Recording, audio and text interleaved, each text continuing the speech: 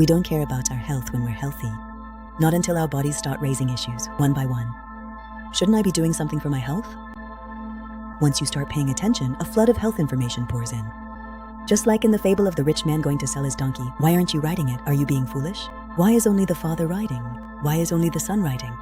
Just like these unsolicited health tips, if you don't truly understand the principles of life, you start to waver. Because they don't know the real principles of life, in the end, the rich man and his son make the foolish choice of carrying the donkey themselves. Isn't your approach to health exactly like this right now? It's no different for countries either. Because of the fear of a virus whose identity isn't even clear, people become slaves to fear through herd mentality. They wear masks and get vaccinated.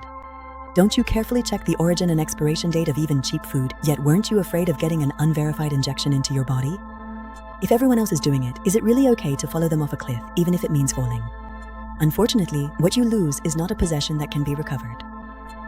It is your life, precious and unique in the entire universe.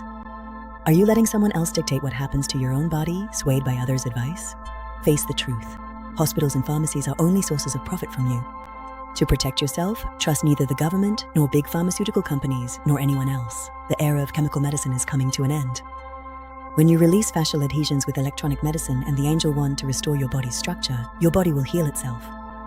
Health and happiness begin with truly understanding the principles of life. Declare your precious sovereignty over your own life. Youme Care supports you.